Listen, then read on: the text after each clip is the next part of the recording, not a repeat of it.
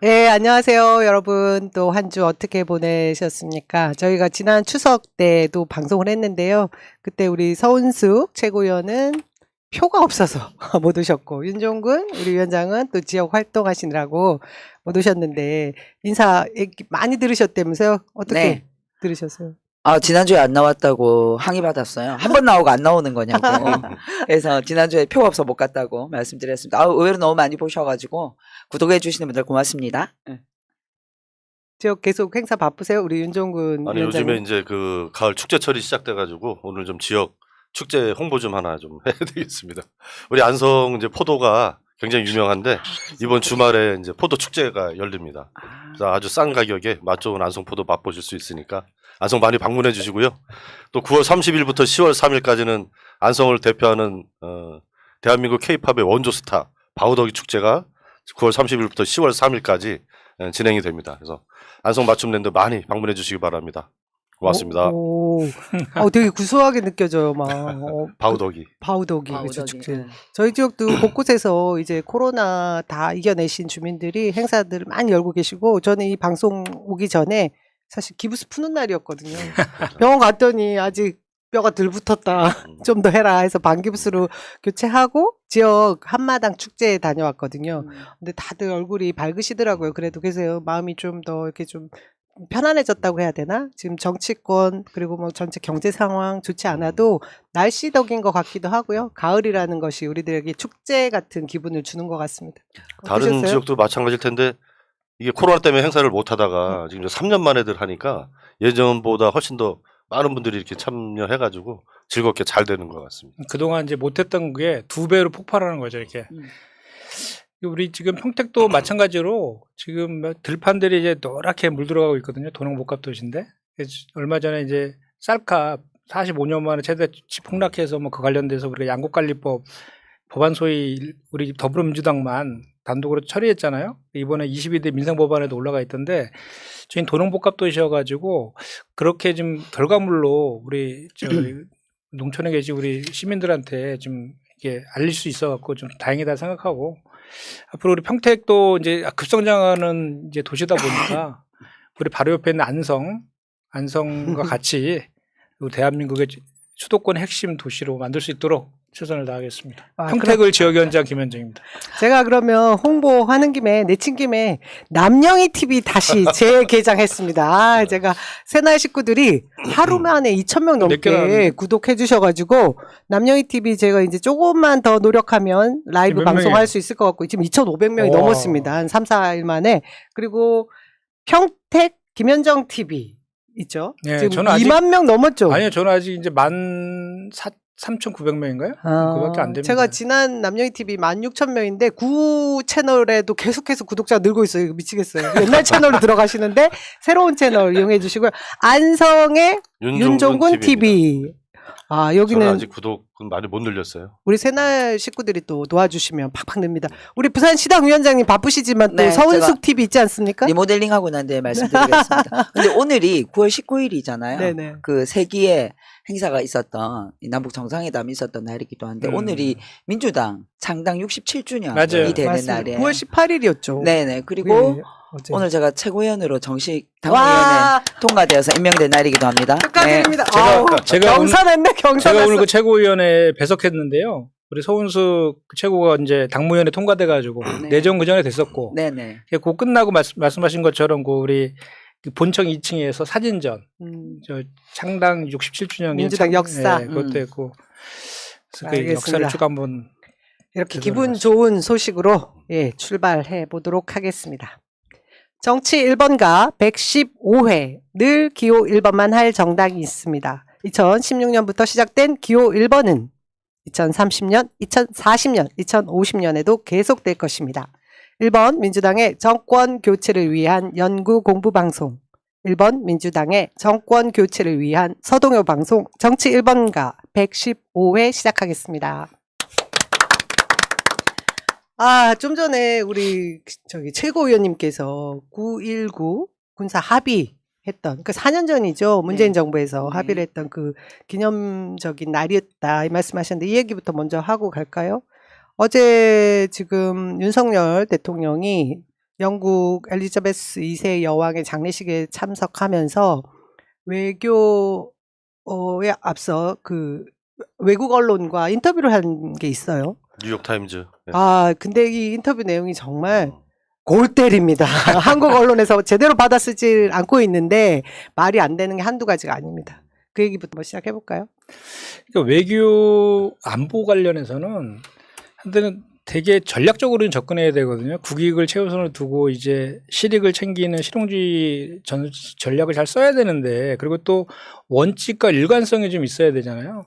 근데 윤석열 정부가, 특히 윤석열 대통령이 그동안 해왔던 그 외교 안보와 관련된 각종 발언도 내가 막 피켓팅하고 막 난리 쳤었는데, 그게 중국 자극하고, 그죠? 미국도 불필요하다고 했어요. 그 사드를 제공할 미국도. 그죠? 그 사도 불필요. 그다음에 또 이번에도 뭐 뉴욕 타임즈에 관련해서 뭐 문재인 대통령은 뭐 북한만 친구로 찾는 뭐 저 학생 같다는 이런 식의 발언을 굳이 왜 하는지를 도대체 모르겠어요. 그래서 지난번에 그 한중 관계도 나토 괜히 가서 또 중국과 러시아의 관계도 악화시켜 놓고, 또 뭐 한일 관계도 뭐 김대중 오부치 선언을 계승한다라는데, 그 계승도 사실은 그 진솔된 사과를 전제로 하는 건데 사과도 하나도 안 하고 오히려 우리한테 뭐 위안부 문제, 강제징용 문제 대안 제시하라고 이렇게 뭐 빳빳한 자세로 나오고, 야스쿠니 야스쿠니 참배하고 있는 이런 상황에서도 계속 불종적인 모습만 보이고 있고, 일본한테는 또 그러면서 뭐 우리 그 수출 규제 풀어달라 했더니 벤치 받고, 그러면 좀 친미 반중 이제 노선을 이제 본인은 취하려고 하는 것 같은데, 그렇다고 미국한테는 또 그러면 뭐 실리적인 거를 차렸느냐. 오히려 인플레 감축법 때문에 전기차 때문에 지금 현대차가 1년에 6천억씩 손실을 보게 생긴 거 아니에요. 그래서 저는 윤석열 정부가 지금부터라도 지금 이제 다시 이제 조문외교부터 해서 한일 관계 정상회담이 이제 예정되어 있는데, 그동안에 그 실수했던 것들 이게 다시 좀 다 제자리 찾고 원상회복 시켜놨는 계기로 삼았으면 좋겠다, 이 말을 꼭 하고 싶어요. 윤석열 정부 초기 이제 국정하는 거, 운영하는 거 보면서 제일 아쉬운 부분이 또 이제 외교 부분인데요. 뭐 저를 비롯해서 다들 뭐 방송 보시는 분들 마찬가지겠지만, 윤석열 정부를 지지하진 않지만 해외에서 우리 대한민국 국격이 높아지는 것을 반대할 국민은 한 명도 없거든요. 그리고 우리나라가 국력이 이제 커져왔기 때문에 진보 정부, 보수 정부를 막론하고 외교 무대에서는 집권 초에 높은 어떤 국민적 지지를 바탕으로 해서 해외에서 나라의 국격을 높이는 그런 행보들을 계속해서 해왔었어요. 그러니까 노태우 정부 때도 이제 국방 외교를 했지 않습니까?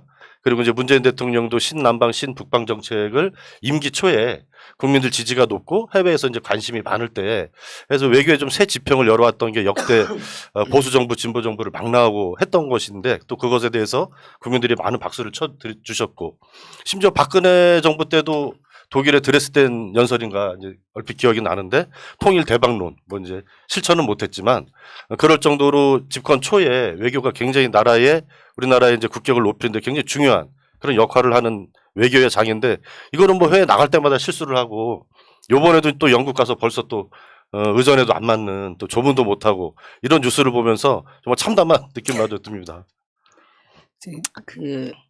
사실 이제 남북 관계와 외교 문제는 굉장히 신중하게 접근을 해야 돼요. 어떻게 보면은 좀 보수적으로 접근해야 되고, 단어 하나하나, 용어 하나하나가 굉장히 조심스럽습니다. 우리 문재인 대통령께서 이제 9.19를 회상하시면서 정부가 바뀌어도 남북 합의는 존중돼야 된다라는 얘기가 뭔가 이렇게 북한에도 안정적인, 그리고 신뢰할 수 있을 만한 그런 정책들이 진행돼야 된다라는 얘기인데, 얼마 전에 이제 윤석열 정부에서 담대한 결정, 담대한 구상 이제 이걸 가지고 이름만 담대하고 내용은 없는 이런 담대한 구상을 했는데, 지금 많은 전문가들 얘기가 이명박의 비핵 3천하고 똑같다라고 얘기를 하고 있고, 사실 이제 북한 이것에 대해서 계속해서 이게 반대 의견들 공격을 하고 있잖아요. 근데 거기에 다가 이제 이런 문재인 정권의 이 정상회담까지도 이렇게 폄훼했을 때 앞으로의 남북 관계를 어떻게 풀어갈 건지 굉장히 좀 걱정스럽습니다. 이게 지금 북한은 핵과 관련한 이 구체적인 어떤 법령까지도 지금 바꿔 나가면서 이게 다 하나의 정책 액션이거든요. 이런 액션에 대응하는 기술들이 너무 모자란다. 그래서 남북관계 걱정이다. 그러니까 그것도 지금 말씀하신 생각해요. 것처럼 핵무기를 선제 공격용으로도 사용할 수 있다라는 법령 내용 안에 들어가 있다는 거잖아요. 그것도 괜히 지난 대선 때 북한에 대한 선제 타격론을 선제 타격 우리가 얘기를 해서 괜히 그렇죠. 쓸데없이 얘기해가지고 그런 맞습니다. 것도 하나의 빌미를 주는 거잖아요. 그렇죠. 응. 요번에 그 윤석열 대통령 이제 출국하기 전에 뉴욕타임즈하고 인터뷰한 거를 저도 좀 꼼꼼하게 봤는데 이제 우리나라 언론이 주목한 것은 좀 핀트가 어긋난 것 같아요. 방금 전에 말씀하신 북한 한 친구에만 이제 집중했다. 이것이 이제 요 부분만 돼서 특별됐는데 저는 이제 그 회견문 읽어보면서 깜짝 놀랐던 게 미국에 있는 그 한반도에서 이제 전쟁 상황이 발생할 경우에 미국에 있는 핵무기를 활용하는 것을 포함해서 이런 내용이 있더라고요. 이거는 정말 말도 안 되는 얘기거든요. 그리고 한반도에서 핵전쟁을 막겠다고 한 것은 진보 정부뿐만 아니라 보수 정부에서도 일관되게 지켜온 원칙이잖아요. 우리 다 기억하다시피 이제 김영삼 대통령도 그 당시에 클린턴이었나요? 그때 이제 북한 선제 타격론 얘기 나왔을 때 직접 전화해서 한반도에서 핵 무력 사용에 대해서는 절대 용인할 수 없다. 이렇게 강경하게 해서 이제 미국 그 이제 전쟁을 부추기는 강경파들의 움직임을 실제로 이제 보수 정부의 대통령이었던 김영삼도 그걸 막아냈단 말이에요. 그럼에도 불구하고 정말 외교의 외자도 모르는 거죠. 미국에 있는 핵무기를 사용권을 미국 대통령이 행사하는 건데 대한민국 대통령이 무슨 권한으로 미국의 핵무기를 사용하겠다고 하는 것인지 그리고 또 그것이 가져올 상상을 초월하는 그런 파괴적인 상황에 대해서 아무 그 외교적인 지식이나 이런 것 없이 그냥 막 생각나는 대로 그냥 말을 뱉어버리는 것 같아가지고 너무나 진짜 걱정스럽습니다. 이게 굉장히 위험천만한 것이 언론이 눈 닫고 귀 닫고 입 닫고 있으면 진짜 세상에 어떤 일이 일어나는지 모르는 거거든요. 지금 말씀하신 대로 제가 진짜 놀랐던 것이 대한민국 주권자 그 대표하는 행정수반이 핵 무력 도발이 있을 시에 어떻게 대응할 것인가에 대한 질문에 미국 핵을 사용할 수 있다라는 것을 가정을 합니다. 그러면 이 땅에 핵 전쟁이 있을 수 있다라는 걸 가정을 했거든요. 지금까지 남북 공존의 그 원칙은 비핵화였습니다. 그리고 김정은의 위치를 생각을 해보면 저 2018년 하노이 북미 정상회담 때 이미 그 영변의 핵시설 카드를 사실 포기하겠다라는 카드를 내놓은 적이 있거든요. 엄청나게 양보하는 카드를 내보이면서 실제로 북한 인민에게 도움되는 비핵화 과정의 일을 실용적으로 처리해보겠다라는 의지를 보였는데 트럼프가 그걸 못 받았어요. 그러니까 그때 이미 한번 우리 너무 불행한 일이 있었습니다. 하지만 지금도 여전히 계속해서 평화 대한민국 한반도를 만들어 가기 위해서는 비핵화 의지라는 것이 대화를 통해서 더 나은 방향으로 진전하는 것밖에 없는데 이명박 정부 때의 관료들 위주로 둘러싸이는 윤석열 지금 정부는 강경 일반도로 나가는 것에 한 발짝 더 나가는 거 아니겠어요? 정말 위험천만한 것이고요. 지금 이것이 대통령의 자세가 맞는지도 모르겠고 그 외교의 방향에 있어서 정확한 어떤 그 방향으로 내 나갈 것인가 내 뒤질 것인가에 대한 비전이 정확하지 않은 것도 진짜 심각해요. 지금 이명박 정부 때 남북관계에 개입했던 실무자들, 정책 입안자들이 윤석열 정부에 그대로 다 들어와 있거든요. 그래서 이명박 다음에 그 문재인 정부가 이루어놓은 성과나 이런 것들에 대한 재고나 또 이것을 더 확대하기 위한 노력 하나도 없이 이명박에서 그대로 건너뛰어서 윤석열 정부로 와버린 딱 그런 모습인 것 같고, 그러니까 이게 국내 언론에서 이런 걸 보여주지 않으니까 계속해서 외국 언론에서 이코노미스트 같은 경우에는 능력의 한계가 이제 현실로 드러났다. 이런 얘기들을 한국의 대통령 기본부터 배워야 됩니다. 기본부터 배워라. 예, 이명박- 이런 얘기를 우리가 지금 부끄러우면 누구의 몫인가요?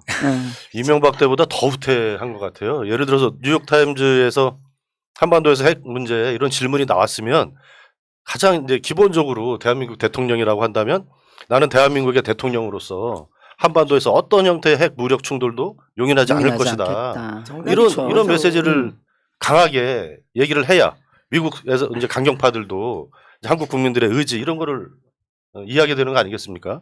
이번에 이 발언은 정말 국내 언론이 집중적으로 저는 조명을 해야 된다고 봐요. 그래서 맞습니다. 윤석열 대통령이 갖고 있는 잘못된 이런 대북관, 외교관 이런 것들에 대해서 정말 크게 집권 초에 한번 좀 정신 차리게 해줘야지 이런 인식이 그대로 가가지고는 정말 너무 국가 나라의 미래가 너무 걱정됩니다. 아니 머리 까치집 짚고 바지 이상하게 입어도 괜찮아요. 이런 일을 진짜 하지 않아야 되는 일, 일어나지 말아야 되는 일, 예, 그런 일이 진짜 제대로 돼야 되는데 걱정이죠. 저희가 오죽하면 문재인 대통령께서 지난 정부에서 추진했던 모든 방향이 정부가 바뀌었다고 해도 이 정책들이 바뀌어서는 안 된다. 오죽 답답하시면 이런 말씀을 하셨을까 싶습니다.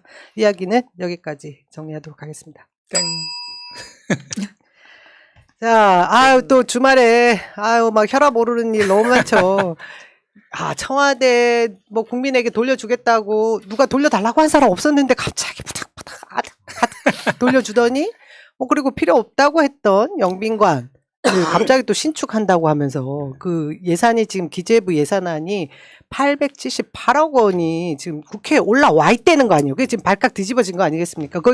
그걸 보면 우리 그 한병도 의원님이 이 기재부 예산안 나와 있는 이만큼 되는 책자 속에서 찾아낸 거죠. 근데 찾아냈을까요? 네, 아무튼 뭐 그런 일들 좀 얘기죠. 기재부에서 누군가 양심적인 사람이 그죠. 뭐 그런 의혹을 제보를 가질 주지 않았을까? 수밖에 없는 상황인데 그걸 또 그러니까 갑자기 또 백지화했어요. 부처별로 이렇게 다 이렇게 숨겨놓은 예산들도 있는 거죠. 예. 그거 백지화했는데 난 너무 신기한 게 기재부가 난 정말 신기해요. 우리 문재인 정부 때 소상공인 지원금 그거 가지고 얼마나 실갱이를 했어요. 그래서 이 나라에는 기재부가 기재부 이 나라다라는 말이 있었는데 기재부 이 나라에서 검찰의 나라로 바뀌고 나니까 갑자기 기재부가 기획재정부가 아니라 기회주의 재정부가 돼버린 것 같아요. 아니 노인 어떤 돈이 막 생기고 없던 돈도 생기고 도대체 기재부가 예산을 이렇게 올리는 경우가 어디 있어요? 계획도 없이 맞습니다. 사업에 대한 계획이나 예산에 대한 계획도 없이 878억을 쪽지 예산처럼 집어넣는다는 이 담대한 기회주의적 예산 좋은데요. 진짜 그거를 또 청와대 놀라워요. 수석도 몰랐다는 거 아무도 몰랐어. 도대체 이거 집무실 누가 수석도 몰랐다는 경무실에서 알았대. 말이 안 경무실에서 되는 거죠. 거의 1000억대인데 그러면 그렇죠. 우리나라 1년 예산이 한 600조 정도 되지 않습니까? 600분의 1 한지. 그러니까 그 청와대 이전 여러 가지 비용까지 하면 거의 뭐 1조가 들어갈 거라고 그러니까. 하잖아요. 근데 그 중에서도 1000억이라고 하는 어마어마한 예산을 하는데 청와대 수석이 몰랐다 그러면 이거는 책임자를 잡아가지고 족쳐야 되는 일이죠. 그러니까 지금 정부 여당에서도 그렇죠. 어떻게 이런 일이 생겨서는 안 되는 거잖아요. 그게 은근슬쩍 넣어갖고 슬쩍 통과시키려다가 들켜버린 거죠. 그렇죠. 들켜버렸는데 뭐 이제 하루 만에 바로 이제 철회했다고 철회하고 칭찬 듣는 대통령은 아마 윤석열 대통령밖에 없을 거예요. 했는데 저는 이제 그게 현재 경제 상황에도 맞지도 않고 또 긴축하라고 뭐 그 공무원들 임금 올리지 마라 이런 가이드까지 다 준 상태에서 민생은 어렵고 고물가 고금리로 서민들은 힘든 상황에서 굳이 안 써도 되는 대통령실의 예산을 쓰는 거에 대한 이제 국민적 여론들이 대단히 안 좋을 거라는 게 너무 이제 피부로 와닿으니까 그것 때문에 부득이하게 이제 처리한 것 같은데 우리가 한 가지 더 간과하면 안 될 것이 저는 김건희 리스크를 사전에 차단한 것도 큰 것 같아요. 김건희 씨가 지난 대선 때 녹취록에서 영비가 옮긴다 거야. 그랬잖아요. 그거를 계속 또 확전될까봐. 이번에 조문회 따라간 것도 그 전에 내조만 하겠다고 주가 조작 뭐 학력 2조 하고 사과하면서 앞으로 영부인 역할 안 하고 내조만 하겠다는데 걔 따라갔잖아요. 이런 것도 계속 맞물려 돌아가고 또 김건희 특검법도 발의되고 있으니까 그 측면도 분명하게 작동을 했다라고 보는데 자꾸 권성동 의원하고 김기현 의원이 자꾸 그거를 오히려 상기를 시켜줘요. 왜 자꾸 김건희만 갖고 뭐라 그러냐는데 엑스맨 아니야 엑스맨? 아니 김건희가 다 자초한 거잖아요. 우리가 무슨 뭐 없는 얘기를 한동훈 장관이 갑자기 뭐 느닷없이 있는 죄를 덮어달라고 하는 것은 말이 안 된다 이렇게 얘기했는데 누가 뭐 있는 죄를 덮어달라고 한 적도 없는데 본인이 그냥 그런 얘기를 하고 거꾸로 있는 죄를 덮는 자가 누굽니까? 김건희 여사잖아요. 민주당에서는 이제 팩트로 얘기를 하고 있는 거잖아요. 지난 대선 때 이명수 기자인가요? 전화 통화 과정에서 김건희 여사가 본인 입으로 영빈관 옮길 거라고 얘기를 한 것. 추측이나 예상이 옮길 아니라 거야.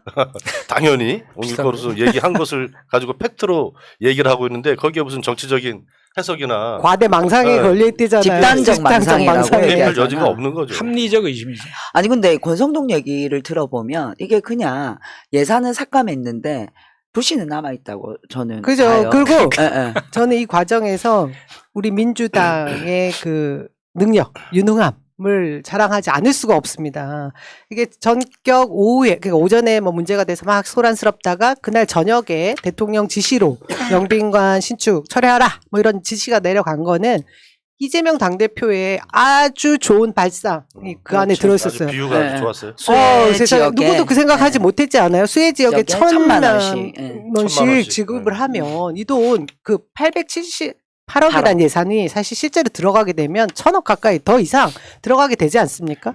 그걸 그렇게 딱 써주니까 뭐 국민들 너무 피부에 와닿잖아요. 그것뿐만 아니잖아요. 오늘도 그런 말씀하셨어요. 군인들 팬티가 바뀌어가지고 지금 뭐 하는 거냐? 부자들 감세해주면서 아니 그것도 그거지만 그 노인 일자리 공공 일자리 6만 6만 개 줄였죠. 그러니까. 그다음에 경로당 그 난방비를 줄였어요. 줄였습니다. 이거 줄여서 지금 영빈관 짓겠다는 거예요. 그것뿐이 예. 아니지 않습니까? 청와대 관광상품화라고 해서 152억 책정해놨고요. 그것도 모자라서 또 400억 청와대의 가까이 공원화라고 네. 해서 467억인지 또 그게 예산을 다 잡아놓고 부서별로 숨어 있는 예산. 계속 여기 쪼개가지고 이 돈 다 누가 쓸 것 같으세요? 그러니까 우리 이제 민주당이 요번에 이제 10월 1일 이 노인의 날이잖아요. 지금 이제 여론전을 잘 펼쳐야 될 때인 것 같아요. 지난 대통령 선거 때 제 기억으로는 우리 이재명 후보 또 그 당시 윤석열 후보 다 노인 기초 이제 연금을 월 30만 원에서 40만 원으로 올리겠다 이렇게 공약을 했었거든요. 그래서 얼마 전에 이제 며칠 전에 이재명 대표께서 그거를 이제 적극적으로 어제였죠. 얘기를 하기 시작했어요. 근데 이제 지금 정부 여당에서는 또 그것도 반대하고 있는 거 아니에요. 그러면서 영빈관 옮긴다고 1,000억을 쓴다고 하니 요번에 어쨌든 이거를 잘 좀 마케팅을 해가지고 네. 그 어르신들 세대에서 좀 민주당에 대한 지지를 좀 높여가는 방향으로 적극적으로 노력을 해야 되지 않을까. 현수막도 좀 많이 붙여야 될 것 같아요. 네, 예. 이 그- 얘기를 짧게 끝낼 게 아니에요. 지금 우리 당에서 당론으로 채택하겠다고 한 기초노령연금 지금 30만 원 나가는 게 소득계층 70% 하위에게 지급되는 건데 이것을 전체 100%에게 만 65세 이상 40만 원 주겠다라고 드리겠다고 하는 거는 기본 소득과 같은 겁니다. 노인 기본 소득. 저는 지금 저희가 공공 일자리 없앴던 것도 그렇고 복지 사각지대에 계신 분들이 있어요. 재산은 뭔가 잡혀 있는 자식들 재산도 있을 수도 있고 뭐 이런 것 때문에 실질 소득, 가처분 소득이 없는 분들이 생활고에 시달릴 수 있는데 기본 소득이 나가게 되면 균등하게 나갈 때 본인 누가 잘못됐고 뭐 부족하고 이런 거 다 찾아낼 수 있는 행정이잖아요. 정말 이게 노인 복지에 있어서 최고의 정책이 맞아요. 될 거란 생각이 들거든요. 그리고 어르신들 굉장히 좋아하실 겁니다. 돈이 있든 없든 균등한 그 기초 쓸 수 있는 기본 소득을 받게 되면 노후가 아무래도 안정적일 거 아닙니까? 그리고 지금 나가는 거에 제일 문제가 부부 합산. 네네. 이게 부부 합산. 문제예요. 그러니까 그러면 제대로 노인연금 받으려면 따로 살아야 된다는 얘기예요. 무슨 황혼이혼을 조장하는 숨기시는 것도 안 분들 하고. 많이 있어요. 그러니까요. 이게 제도를 이렇게 불합리하게 만들어 놓으니까 어르신들이 그런 제도 안에 들어가 있는 거예요. 그래서 사실은 이 70% 이런 거, 그럼 71%와 70% 뭐가 차이가 나요? 네. 부부 합산 이런 거 없애고 제대로 된 이제 100%. 노인의 기본 소득이 보장될 수 있도록 저희 남편 해야 보지 돼요. 않았거든요. 제가 꼭 찬성하는. 아니 그리고 그러잖아도 오늘 이제 대정부 질문 오늘부터 이제 4일 동안 시작되죠. 진행되는데 네. 22대 민생 입법에서 당론으로 네. 이거는 반드시 처리하자라고 하는 22대 입법을 이제 했는데 그 점검회의까지도 이제 만들었는데 좀 전에 얘기했던 그 기초연금 확대법, 노령연금 40만 원 확대하는 것도 있지만 그 아동수당 확대법도 있어요. 이것도 6세 미만을 10만 원에서 20만 원을 올리는 거거든요. 이것도 마찬가지로 보편적 그 지급과 기본소득이 관련된 되는 그런 기본 얘기가 소득에 되고 들어가는 거죠. 그다음에 이제 뭐 그 노란봉투법도 있고 그다음에 우리 난 근데 쌀값은 45년 만에 폭락했는데 왜 국민의힘이 반대하는지 모르겠어요. 물가가 폭등하니 네. 쌀값이라도 아니, 근데 말이 안 되잖아요. 국민들에게 그러니까 왜냐면- 싸게 지급하고 싶은 꼼수인데 네. 그러다가 농민들 다 농민들 다 죽습니다. 죽는 거야. 그러니까요. 네. 그리고 국민의힘은 그 지역구들이 그 농촌이 많잖아요. 그래도 찍어준다고 믿는 거죠. 아니, 어르신들도 그렇고. 이거 잘 아니 알려야 노인 돼. 일자리를 6만 개 그것도 네. 공공용 일자리를 6만 개 없애는 거는 진짜 그거예요. 7,000억 이렇게 인가? 해도 네, 노인 찍을 예산 거야. 7천억 위원장님 제가 이거예요. 골목 장사하면서 그 시장 앞에서 어르신들 몇 분이 오셨는데 그 얘기를 했어요.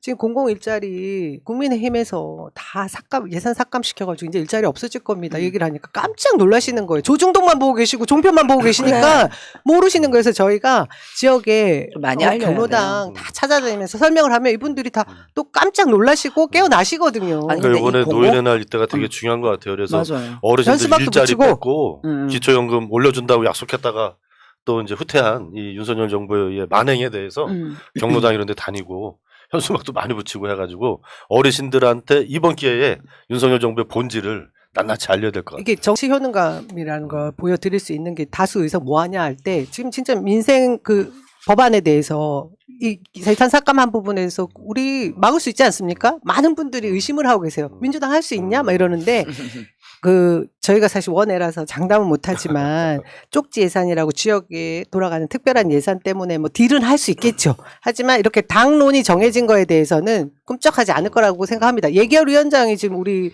우원식 우원식 위원장이시잖아요.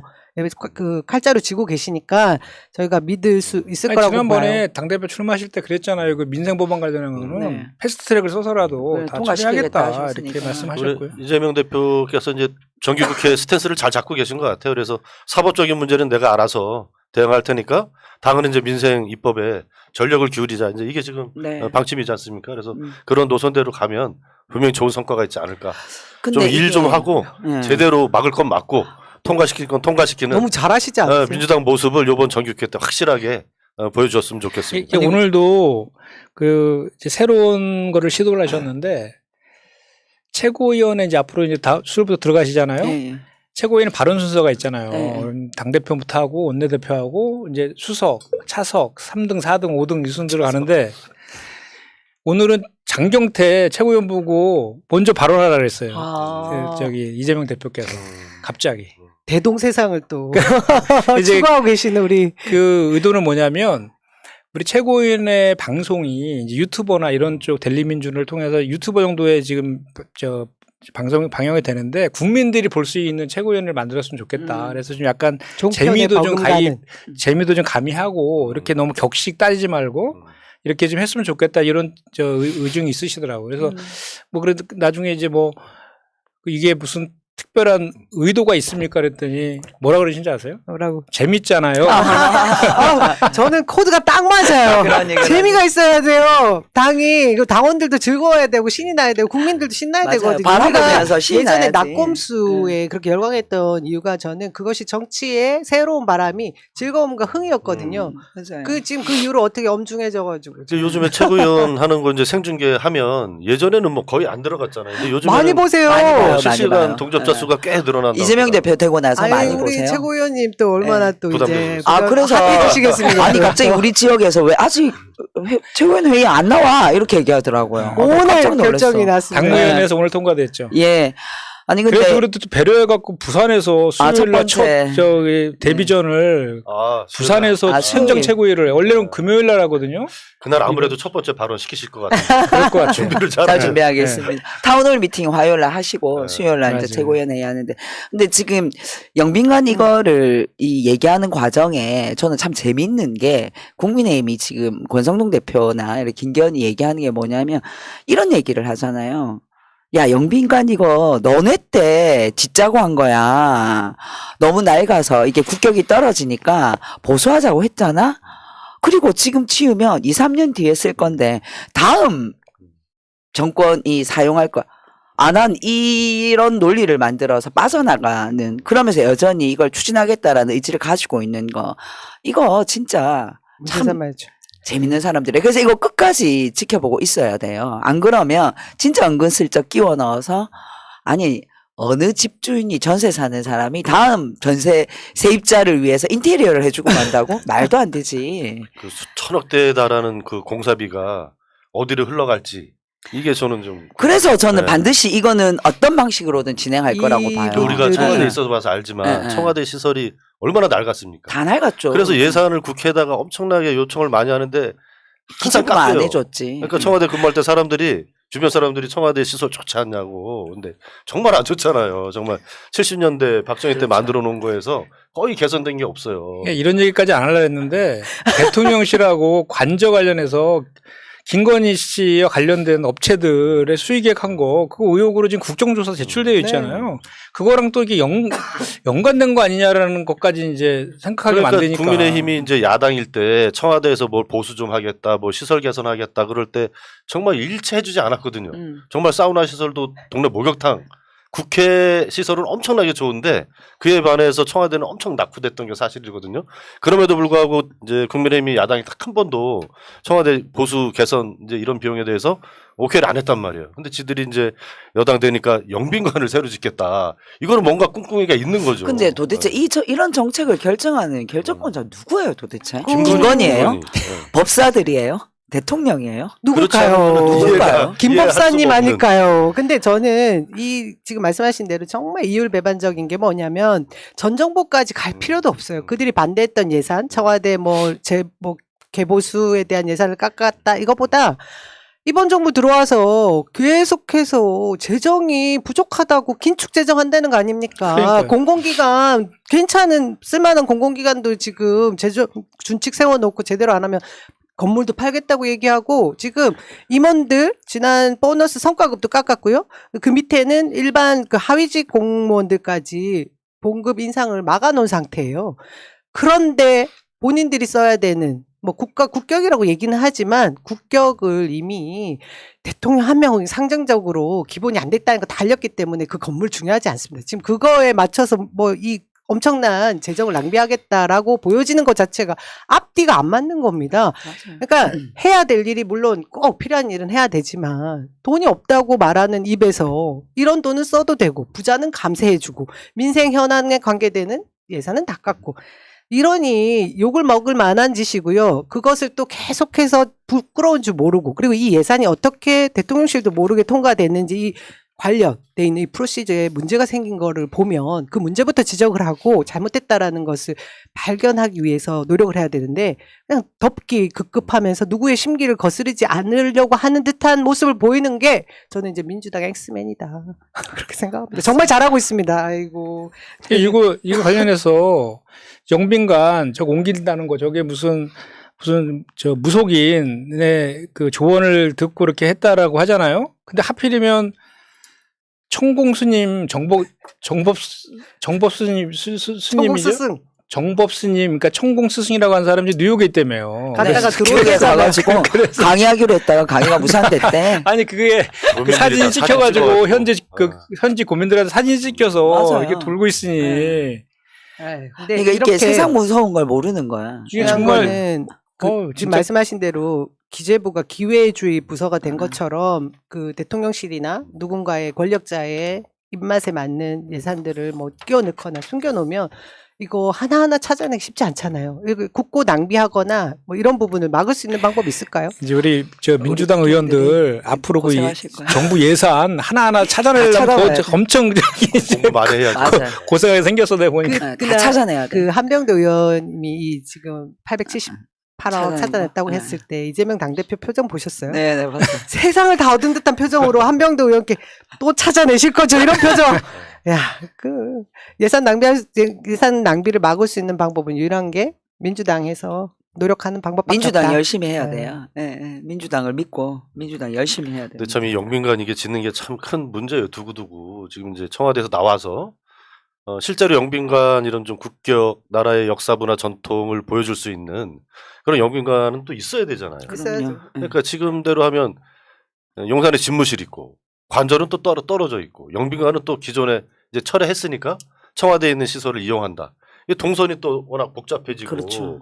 외국 그 이제 정상들이 수반들을 오면 정상 외교하는데 이게 그림이 참 잘 안 그려지는 이런 좀 어려운 지난번에 그러니까. 신라 호텔 이용했죠. 네, 정말 신라 부끄러웠어요, 호텔이요. 사실. 아니 그러니까 사실 영빈관 같은 계획은 많은 고민과 그렇죠. 과정과 자기적인 계획이 과정이죠. 필요하다는 거예요. 그런 계획이 진행되고 난 이후에 예산이 뭐 800억이 들던 700억이 들던 예산을 책정하는 건 문제가 아닌데 이건 이제 거꾸로 가고 있으니까 뭐 9월 초에 갑자기 어디서 얘기가 나와가지고 갑자기 올렸다가 뭐 이렇게 뭐 불만이 나오니까 하루 만에 대한민국 예산이 그렇게 세워지는 거지. 난 이번에 처음 알았어요. 요 논란이 벌어지니까 곳에 또 그 충북 도지사하고 있는 김영환 의원 저기 청남대를 영빈관으로 하려 하자. 또 그새 또 이렇게 치고 들어와가지고 정말 네, 이게 설익은 정책들을 먼저 발표하고 나중에 뒤집히는 게 한두 개가 아니어갖고 뭐 맞습니다. 초등학생 맞아요. 뭐 5세 때는 저 요새 입학시키는 것부터 해가지고 이번도 또 그런 것 중에 또 하나인 것 같아요. 이게 어떻게 보면 살짝 비틀어서 보면 레임덕에 가까울 수도 있어요. 맞습니다. 문제가 될 만한 예산을 네, 뭐 네. 기재부 그 관료들이 엄청난 능력 있는 사람들인데 문제가 될 거 빤히 알면서도 그냥 그 징후가 통과한 것 같고요. 그 지난번 레임덕- 5세 예, 예. 그 교육부 정책 문제도 교육부 내에서 난리가 났는데 마음대로 냅둬 할 정도로 손대지 얘기해봤자 듣지를 손대고 않으니까. 싶은 의욕이 안 그래서 생기는 것. 그게 지지율 문제거든. 30% 그럼요. 가장 맹점은 뭐냐면 공무원들이 제대로 소신 있게 일을 하지 않는다는 게 그거죠. 문제. 그 오늘 레임덕 얘기하니까 오늘 그 원내대표 선거에서 네. 거의 압도적으로 뭐 8대2 정도 이상으로 이길 거다라고 했는데 6대 6대 4. 4였어요. 예, 6대 4잖아. 6대 4. 6대 그래서 벌써 우리가 이제 뭐 김건희 특검법도 나중에 여론이 계속해서 악화되고 그러면 국힘당 의원들이 총선 가까울수록 그러면, 이제 이탈할 네. 거다라고 했는데 벌써 42명 이탈한 거잖아요. 그렇죠. 모주제로 이제 응. 넘어가 예. 봅시다. 네. 아, 그게 다음 주제예요? 자연스럽게 지금 이야기가 나왔습니다.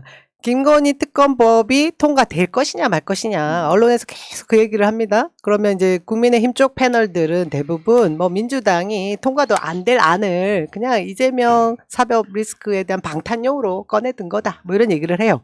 근데 좀 전에 말씀하신 것처럼 주호영 원내대표가 거꾸로 해도 주호영, 앞으로 해도 주호영이 되긴 했습니다만 돌아 다시 주호영 원내대표로 오긴 했지만 이용호 우리 당 그 민주당에서 소속에 계시다 물론 넘어가긴 했죠. 그분이 호남을 기반으로 두고 있는 의원인데 지금 원내대표 도전장을 냈어요. 그리고 권성동 원내대표가 나오지 마라 뭐 이런 전화까지 했다고 합니다. 그래도 꿋꿋이 자리를 지켜서 경선을 한 거 아니에요, 오늘. 근데 결과는 과반 진짜 한 표 차이 넘는 그런 주호영이 한 표 105명 넘었지. 중에 응. 62대 뭐 40인가 60 41 대 61대 42였죠. 이거 보면 그 결과 보면서 저도 뭐 국민의힘의 반발, 쇄신 노력 원하는 의원들 생각보다 많이 있네. 주요 호용으로 무조건 가야 되는 것만 아니라고 생각하는 사람이 많다는 뜻 아닐까 이 생각이 들었거든요. 그렇죠. 응. 이제 윤핵관들 위주로 이렇게 좀 전국이 운영되는 것에 대해서 의원들은 이제 바닥 여론, 국민 여론에 굉장히 민감한 사람들이잖아요. 그들이 벌써부터 이렇게 마음을 돌리고 있다 저는 좀 그런 생각이 들더라고요. 윤핵관 이제 그 여론조사 보면 다 나오잖아요. 이 지금 국민의힘 사태가 벌어진 것에 대한 근본적인 책임이 누구한테 있느냐. 그러면 윤석열 대통령과 윤핵관이 이준석보다 훨씬 더 압도적인 점수를 많이 받고 있어요. 그거를 국회의원들이 현장에서 늘 국민들 대하는 국회의원들이 아무리 국민의힘 의원이지만 그걸 왜 모르겠습니까? 그래서 벌써부터 마음이 돌아서고 있는 것이다 이렇게 생각이 들고 김건희 특검법이 이제 될 거냐 안 될 거냐 논란이 좀 많지 않습니까? 국회에서 이제 법사위에서 뭐 10명인가요? 11명이 돼야 되는데 네. 시대전환 그 조정은 의원 때문에 이제 한 표가 모자라서 이런 실무적인 절차 때문에 패스트 트랙을 할 수가 없는 뭐 이런 여건은 객관적인 사실이죠. 그러나 제가 봤을 때는 국회에 있는 법 절차보다 더 무서운 강력한 힘을 가지고 있는 것은 국민 여론이라고 생각을 해요. 이번 정기국회 때까지 또 내년 초까지 국민의힘 내용 사태가 이제 제대로 정리가 안 되고 그러면 당장 정기국회 끝나면 국회의원들 시선은 다음 총선으로 돌려지는 거란 말이죠. 총선의 시간이 이제 정치의 계절이 돌아오는 건데 그때 가서 국민들의 한 60%가 김건희 특검이 필요하다. 이런 여론이 형성되면 그거를 외면할 수 있는 국회의원은 저는 없을 거라고 봅니다. 그래서 김건희 특검이 되느냐 안 되느냐 이런 논란을 지금 벌일 때가 아니고 네. 우리 민주당은 강력하게 김건희 특검을 주장하면서 이 전선을 견결하게 지켜가야 된다. 저는 그렇게 봅니다. 방금 말씀하신 거에 제가 동의하는 게, 뭐 특검이 어떻게 될까 보다는 왜 특검을 해야 되는지에 맞습니다. 대한 것들이 좀 주목을 받아야 될 것 같고, 도이치모터스 주가 조작 사건, 이게 국힘은 자꾸만 이걸 축소시키고 있어요. 통상적인 일인 이제 매매였다. 1인 매매에 증거도 통상적이다. 없다. 뭐 이렇게 얘기를 하는데 그 방송을 녹취록을 들은 국민을 바보로 생각하는 거죠. 예. 계속 이렇게 국민을 바보로 만들다가 본인들이 바보 될 것 같아요. 그래서 계속 이제 우리는 김건희 도이치모터스 주가 조작 사건이나 아니면 논문 관련한 이런 부분들의 특검이 필요한 이유에 대해서 국민적 설득이나 이런 것들이 좀 따라야 된다고 생각해요. 그 예. 조정훈 시대전환 의원 뭐 엄청난 문자도 받고 이메일도 받고 또 그분이 사실은 소통하는 분이에요. 그래서 많은 얘기를 받고 듣고 한 다음에 지금 개딸들과 만나겠다고 얘기를 하거든요. 저는 이런 설득 노력도 필요한 것 같아요. 그냥 무작정 너 그냥 우리 의견하고 다르니까 그렇죠. 나빠라고 치부할 게 아니라 끊임없이 설득해서 좀 수월한 방향으로 갈 수 있는 거 하나가 또 있고 또 하나는 아까 말씀드린 대로 국민의힘 내부에서 민심이 계속해서 더 고조되고 하면 이거 통과시키는데 동의하지 않을 수 없는 상황으로 몰아가면 되거든요. 지금 해외 순방길에 오른 김건희 여사 특검 법안에 불을 지르고 있지 않습니까? 뭐 이미 아까 뭐 60% 넘으면 될 거다는데 이미 넘었어요.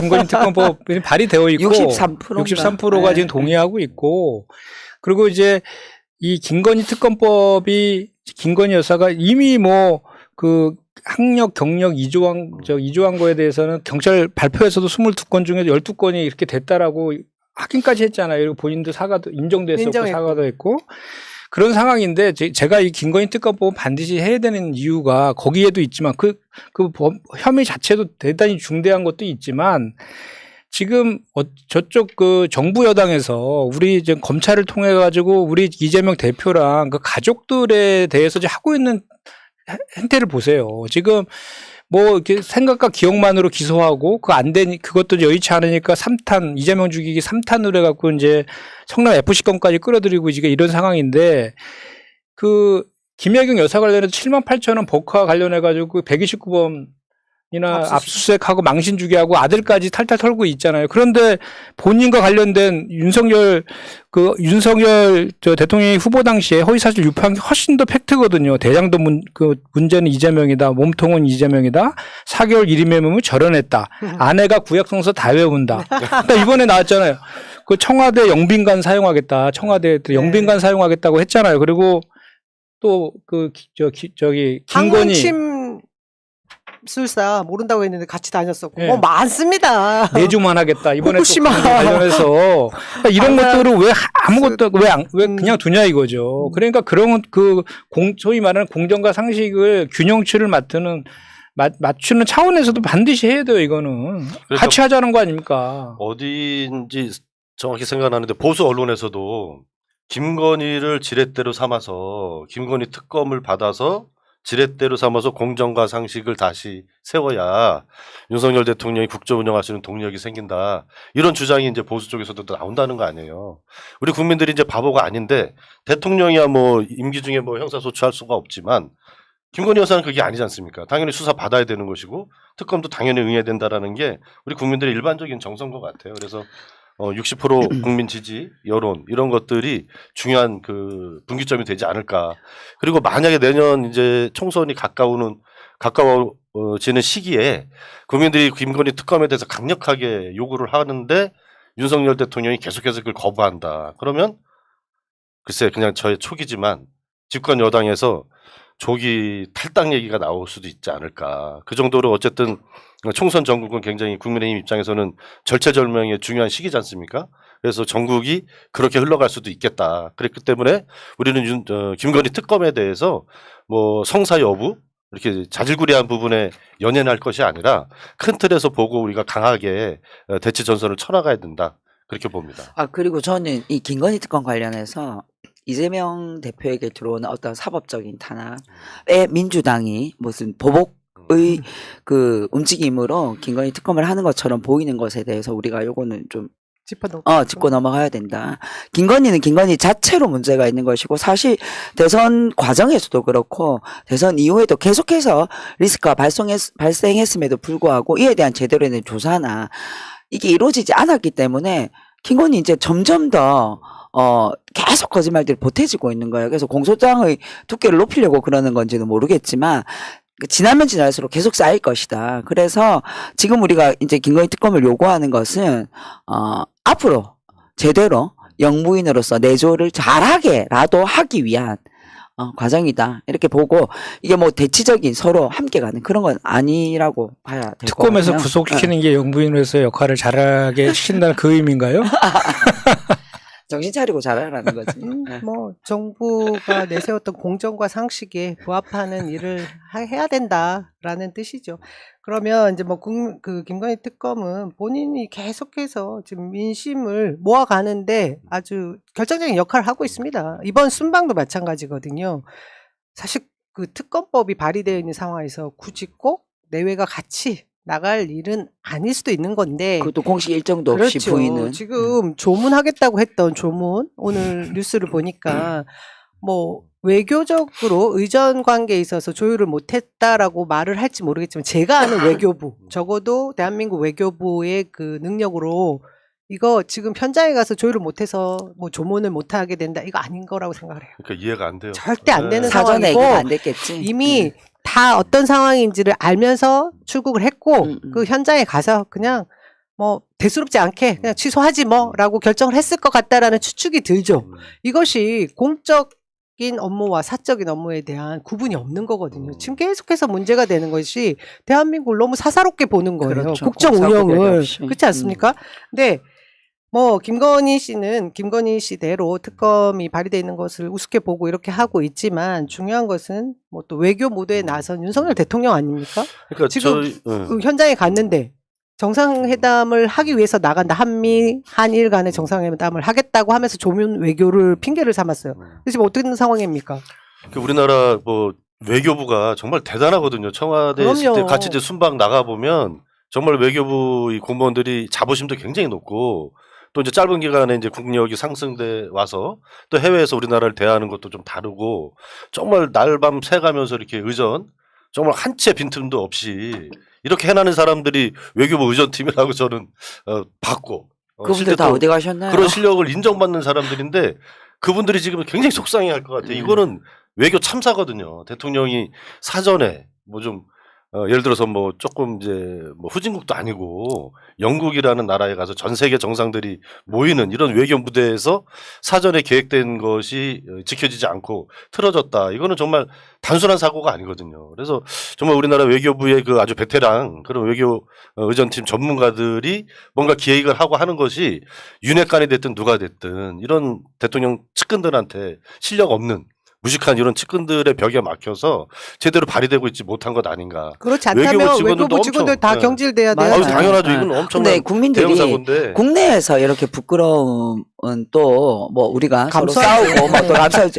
외국에 나가서 이렇게 하는 거는 진짜 온 국민이 진짜 부끄러워하고 몇 달 만에 특히 수진국이 됐어요. 해외에 있는 동포들 입장에서는 진짜 억장이 무너지는 일이라고 저는 보는데 지금 일본하고 정상회담도 우리는 정상회담 하겠다라고 발표했는데 일본에서 지금 불쾌감을 표시했어요. 이것도 지금 대형 참사예요. 이것도. 어떤 한 현안에 대한 진전이 없는 상황에서 정상회담을 한다는 것은 힘들다. 그렇게 보도한 거에 대해서 불쾌하다라고. 이거는 정말 대단한 참사입니다. 아니 무슨 한국하고 일본이 정상회담을 이런 식으로 논의해가지고 진행을 한다는 게 말이나 돼요. 이게 지금 벌써 정상회담에 약식회담으로 하겠다 이런 얘기까지 나오고 있어요. 서서 한다는 얘기까지. 그리고 나와요. 그거 잠깐 약식회담. 서서. 네, 네. 서서 뭐 실제로 시간도 30분이잖아요. 그 통역하면 15분 얘기하고 있는 건데 그러면 사실 실무자들이 미리 조율하는 거를 발표하는 정도의 수준으로 가야 되는데 조율은 지금 제대로 되고 있는지도 좀 그러니까요. 사실 의문이고 참사가 하도 많이 진짜. 벌어져갖고 이게 일상이 됐어요. 그래서 참사 정부라고 해요. 참사 정부, 아니, 참사 저는 정부. 이번에 그 해외 순방 그 청와대란다 자꾸 용산 집무실에서 나온 대통령실에서 나온 카드 뉴스를 보고 정말 깜짝 놀랐는데 슬로건이 너무 후진 거예요. 제가 읽어드릴까요?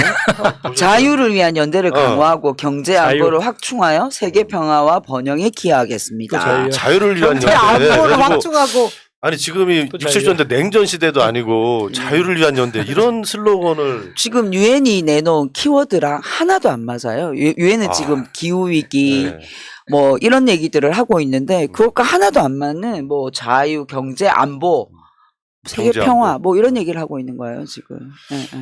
어떻게 저런 슬로건을 잡았을까 참 아니 그리고 지금 이해할 수가 없는. 아니 한일 정상회담은 사실은 약식회담이 뭐 약식회담을 한다 하더라도 이거 정상회담 이름 붙일 수 없잖아요.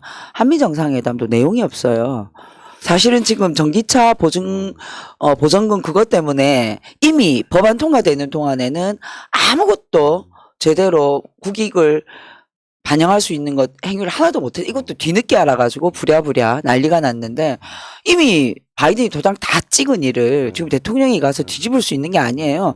이게 윤석열 대통령이 우리나라 시행령 가지고 정치를 하시다 보니까 가서 서명한 것도 뒤집을 수 있다고 생각하시는가 본데. 그렇죠. 미국은 틀려요. 절대 안 돼요, 네. 이거. 뒤집을 수 있나 한번 지켜봐야죠. 뭐. 아, 그리고 사실 제대로 된 정상회담을 하려면 그 바이든이랑 얼굴 붉히고 싸우겠다는 각오를 하고 그럼요. 이번에는 붙어야 될 네. 일이에요, 지금. 근데, 내용에 대한 파악이나 제대로 되고 있을런지 국민으로서 너무나 가슴이 두근두근거려요, 그 지금. 문재인 대통령 때 트럼프 행정부가 그 국방비 지원하는 거, 주한미군 주둔비 이거에 대해서 강력하게 답변 안 하고 끝까지 버텼지 않습니까? 그래서 속에 성과를 달성을 했잖아요. 맞아요.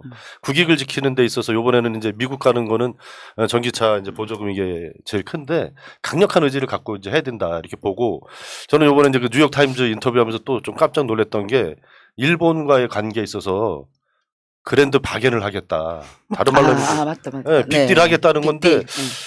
이게 정말 이게 외교 제가 갖고 있는 외교 상식하고는 맞지 않는 거죠. 그러니까 외교에서는 이제 유리한 위치에 있는 사람은 단계적인 해법을 협상을 원하는 거고 불리한 위치에 있는 사람이 일괄 타격 이런 걸 요구를 하잖아요.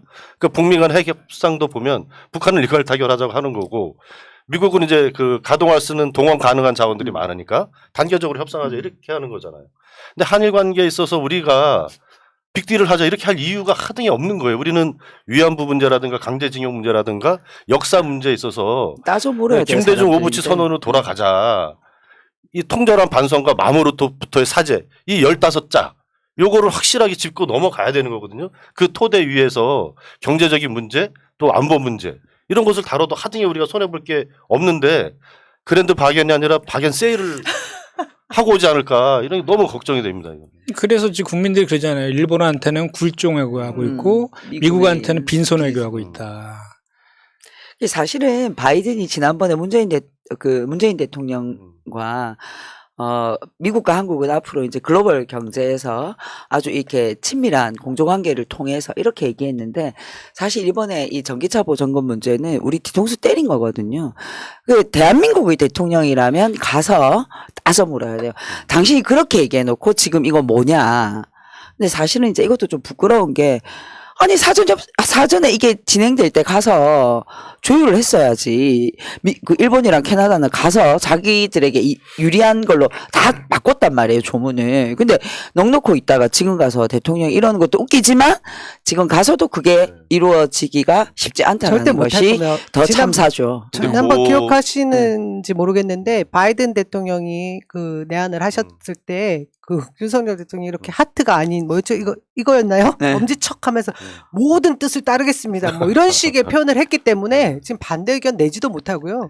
정작 그 중간 선거가 있는 미국의 중간 선거가 그렇죠. 있는 11월 전까지는 바이든도 양보할 일이 하나도 없거든요. 못하죠. 그러니까 지금 가서 빈손 외교가 될 거 뻔하기 때문에 외교부에서는 출국 자체를 하지 말아달라라는 건의를 했다는 얘기도 있습니다. 그리고 일본은 더 웃긴 게 지금 속보로 또 떴는데요. 기시다 총리가 미국도 방문 못 한다는 거 아니었죠? 태풍 때문에. 그런데 계속해서 우리 서서 얘기도 못해. 화상으로 해, 그럼 화상으로? 서서도 못해. 우리 화상으로 정상을 해야 돼. 그럼에도 불구하고 계속 예, 정상회담 합니다라고 우겼고 일본에서는 우리 그렇게 조율된 적 없다 하며 불쾌감을 드러냈었거든요. 급기야 미국 방문도 막았습니다. 대단한 외교 중에. 야, 저는 요번에 진짜 이 기가 참사다. 막히네, 기가 그 막혀. 한미 정상회담 관련해서 그 전기차 이거 보면서 정말 이 우리나라 보수 언론에 대해서 또 한번 개탄하지 않을 수가 없어요. 그러니까 이게 생각을 해보세요. 만약에 문재인 정부, 맞아요. 진보 정부가 이런 한미 간의 경제적으로 전기차 이제 보조금 문제 이런 엄청난 우리나라 이제 수출 무역에 엄청난 영향을 미칠 수 있는 이런 사안에 대해서 이미 손 쓸 시기를 놓쳐버린 거잖아요. 그러고 말씀하셨다시피 시행령 바꾸는 것도 아닌데 가서 그걸 협상하겠다. 이 말도 안 되는 일을 벌렸다 한번 난리 쳐보세요. 났죠. 벌써 뭐 조중동 보수 언론을 비롯해서 뭐 매경 이런 경제지들이 가루를 정말 냈어. 경제 경자도 모르는 정부니 맞아요. 뭐니 해서 네. 엄청나게 십자포화를 싸댔을 거예요.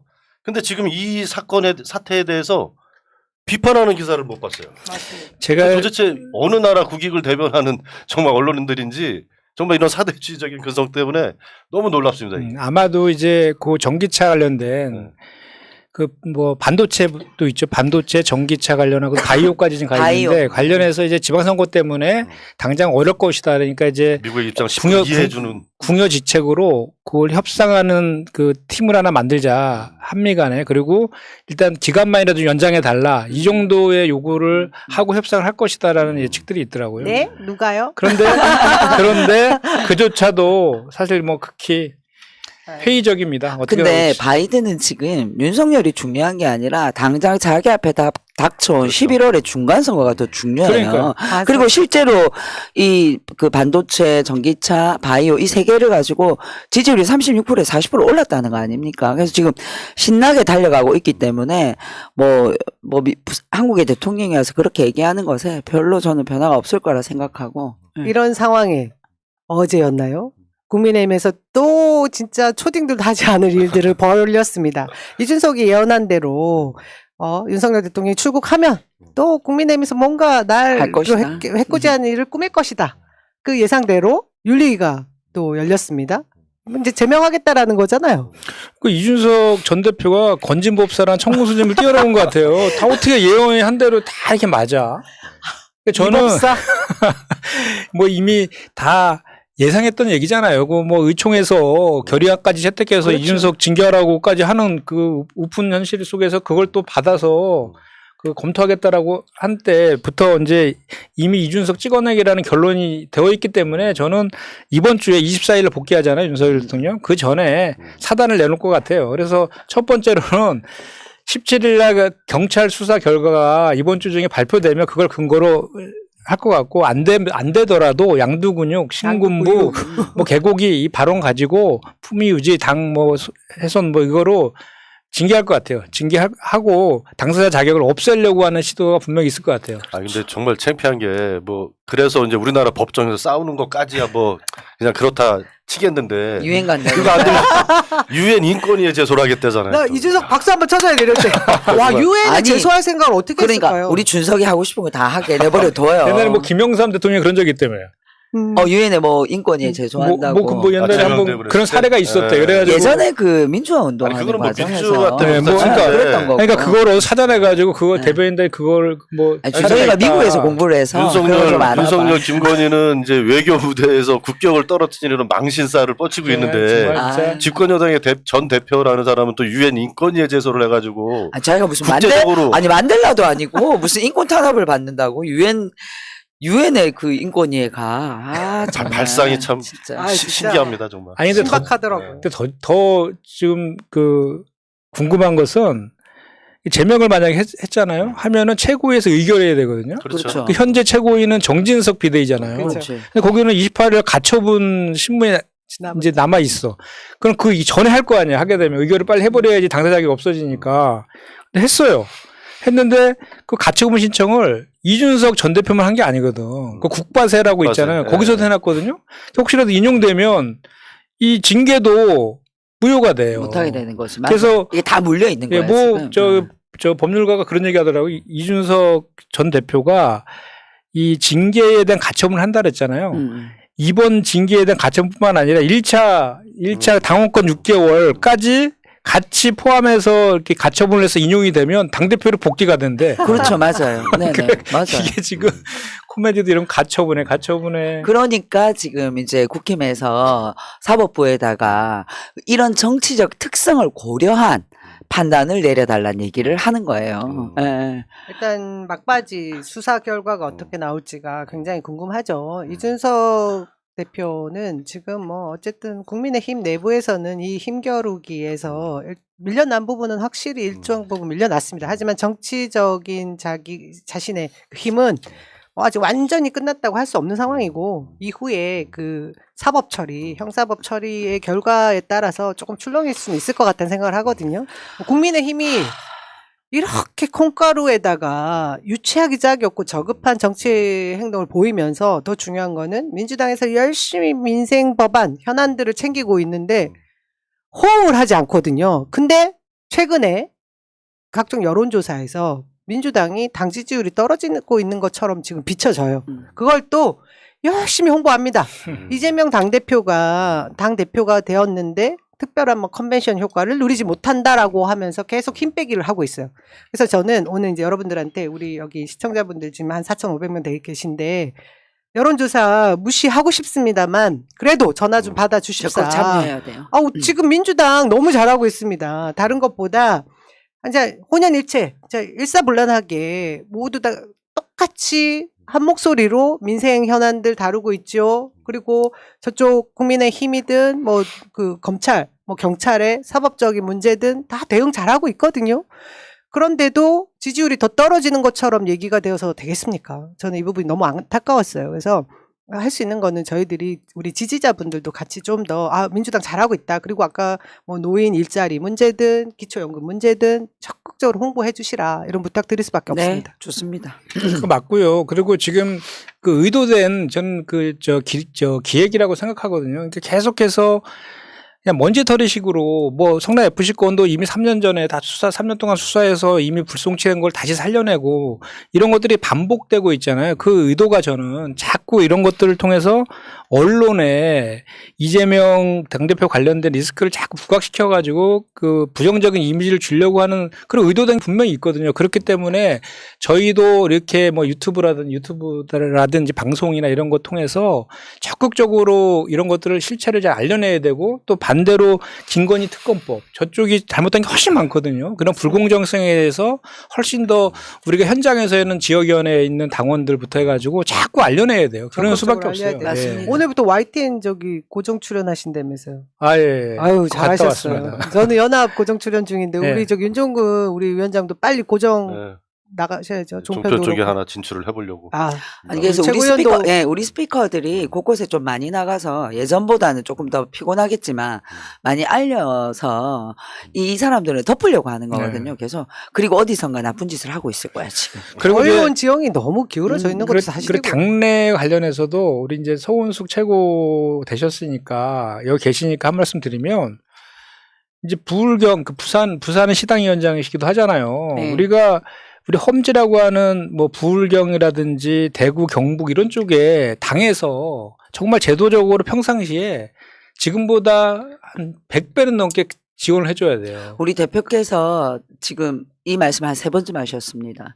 내일 아마 시도당 위원장 회의 때도 아마 말씀하실 건데 어려운 지역에는 피부로 느낄 수 있는 획기적인 지원을 하겠다라고 얘기를 하셔서 실제로 이제 그런 것들이 조금 이루어질 것 네. 같아요. 근데 어려운 지역일수록 정말 더 열심히 하십니다. 지금 대구 그럼요. 경북에 네. 뭐 이미혜 위원장 비롯해서 현수막 정치 또 대구도 마찬가지고 그래서 바닥에서부터 열심히 뛰고 계시는 분들과 또 우리가 여러 가지 방송이나 또 유튜브나 이런 것들을 통해서 우리의 정책을 알려나가고 효능감을 높이는 이런 것들이 계속 되어야 될 것 같습니다. 우리 네. 민주당 새로운 지도부 너무 든든하거든요. 잘해주실 걸로 믿고 네. 그 뒷받침 될 건 우리 지지자들이 또 해주셔야 될 역할들이 있다라는 말씀 드리면서 오늘 이 시간 정리할 텐데요. 다시 한번 말씀드리겠습니다. 남영희 TV 돌아가고 있습니다. 서은숙 TV 돌아갑니다. 평택 김현정 TV 있고요. 안성 윤종근 TV. 여러분 구독 좋아요는 사랑입니다.